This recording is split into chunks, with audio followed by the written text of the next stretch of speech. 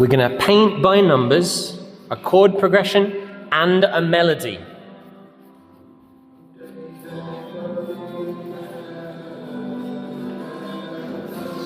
And what do I say when what do I mean when I say paint by numbers? Paint by numbers? Yeah. So you fill in certain spots on the number. Do you decide what the picture is going to look like? Do you decide what colors are? If you paint by numbers, you decide what color. I mean, you could, but you can't. The whole point of it is you go in within the lines. You don't have to think about what you're drawing. You can just have fun coloring. You don't have to think. You can just see what happens. And this is the whole point of this approach. We're going to play the chord game.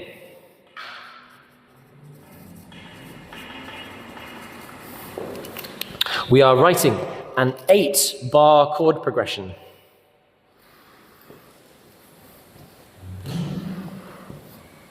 Using 4 colors. Happy,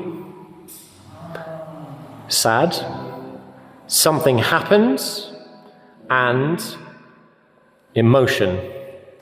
Now, emotion can be happy emotion. Yeah, that's a very crying happy. Or it can be, oh my God, this pen doesn't wipe away. Sad emotion. So we just take it as emotion. And I want you to not think about what chords. I want you to tell me a story by our emotions. How does our story start? Happy, sad, something happens, or emotion? Can I ask you not play? We're not using our ears for this at all. That's not painting by numbers. That's choosing what we're going to paint. What are we starting our song on? I don't want the chords. I want the emotion. Sad. We're starting with a sad. That's going to be our A minor. Then something happens. G. We could have something keep happening if we wanted. What's the last one again? Emotion, a little tear. Happy, something happens. Keeps on happening. Keeps on happening, or emotion. Happy. Oh, happy is the first one. Oh, happy, sad. Sad's the first one. We got sad, something happens. The point is not thinking. Keeps on happening. I gave an option. I just wanted you to shout something, and if you felt strongly about it, you could have it. Something keeps on happening, then what happens?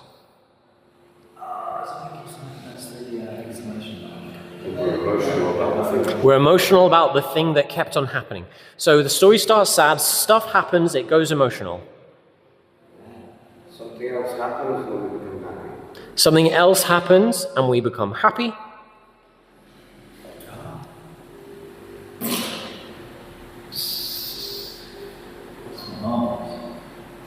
There's nothing to think of. All you're deciding is what emotion is in this bar. It doesn't have to be anything. Do you want it to be sad? And our final bar.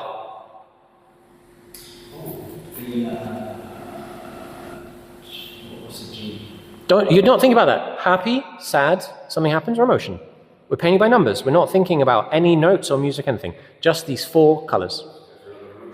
Emotion. So now we end our song on sad emotion, and we start our song on sad something happens. What do we think this chord progression is going to sound like? We end it on sad, some sad emotion, sad. Sad emotions. Is the song going to sound happy? No, it starts on sad, it ends on sad emotion. Is it going to be exclusively sad all the way through? We might get something happen here, because we got something happens, yes, but by the time we get there, we've kind of forgotten that it was sad. It was just something happening, and then emotion, then something happening, then happiness. So we might get a story that starts sad, transition to a bit of happiness, and then ends sad again, reinforcing sad emotion sad to get back to the beginning. So now, how are we going to play this together? What could we do? Or how are we going to play that? That's playing it differently. Yes, that would be an arrangement we could do. Well, do we have to do it at a tempo to play it together? Yeah. What have we been doing for the past hour? Playing together and listening to each other. Using Body language. We've been not specifying to a time, we've been trying to communicate. So as we start playing this, could we put on a tempo? It will naturally fall into place. One would hope so, but that is a test. So should we start out by testing? Let's do it.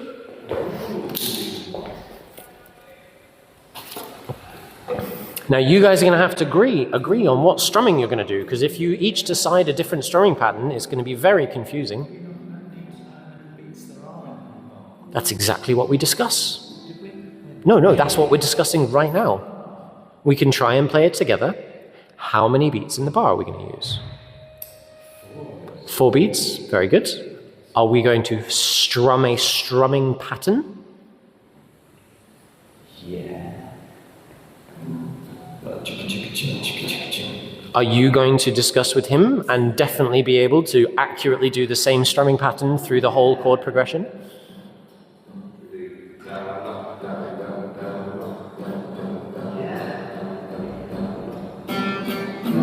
Now I'm just going to pause you for a second. Pause.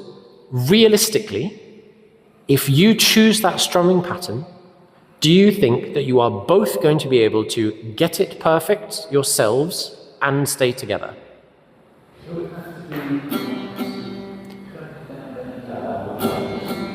So I would suggest that the fact that that question needed to be asked is an indication that perhaps you've made the test too difficult.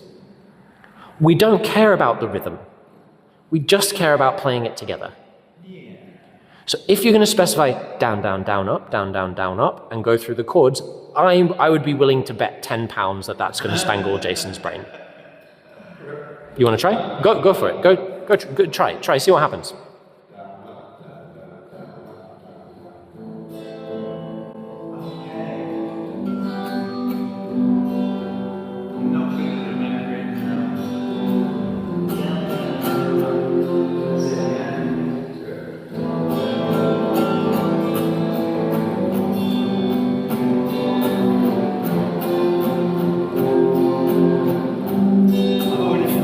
And pause.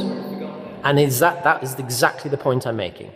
As soon as you add a strumming pattern, you are relying that people can do that strumming pattern effortlessly while looking at the chords. I don't think Jason is able to do that.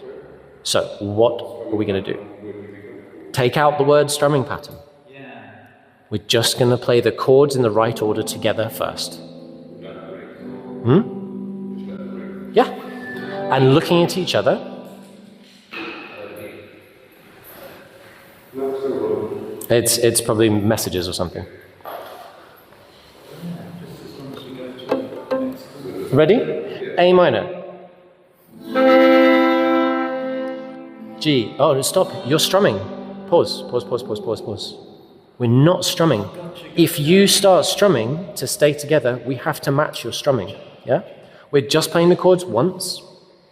And we're going to have to look there and look at each other and look there and look at each other. Ready? First chord.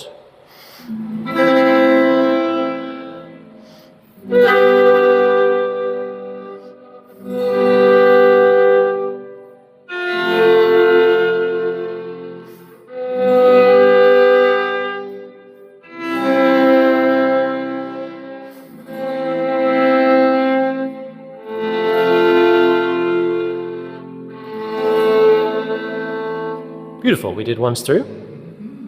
G, do you want to try it with a strumming pattern once through to see how it goes? Go for it.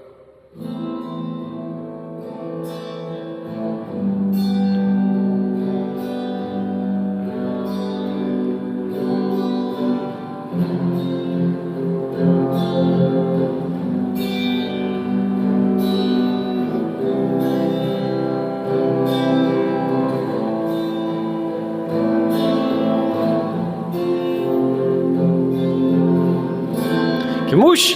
Ah, whoosh. Now you saw you were taking a long time on each chord. The longer we extend each chord, the more we get the individual sounds of the chord and less of an idea as the progression as a whole. So try it again, but go double time. You're going to change chords twice as fast. Instead of 1, 2, 3, 4, you go 1, 2, 3, 4. 1, 2, 3, 4. Give it a try.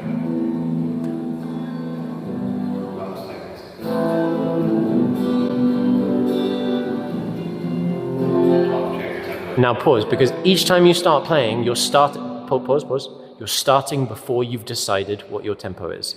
Here in your head, and start counting. Count yourself in. Count yourself in. I want to hear out loud. 1, 2, 3, 4. A minor, 2, 3.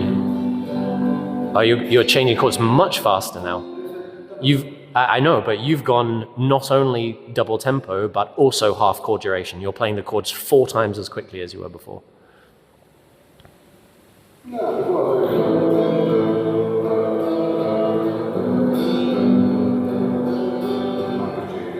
Oh, okay, all right.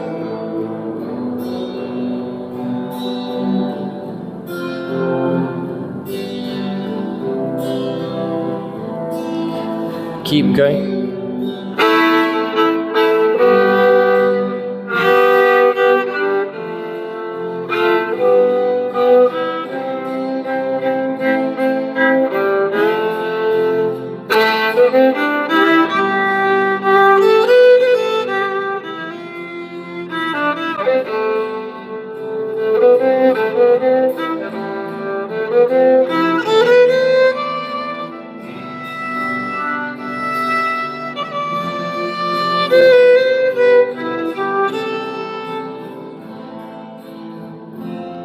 Very nice.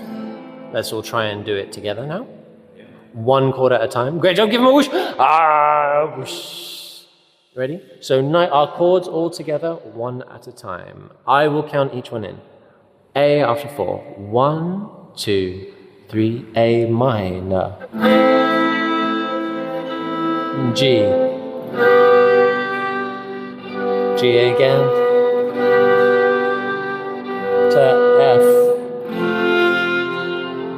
Back to G.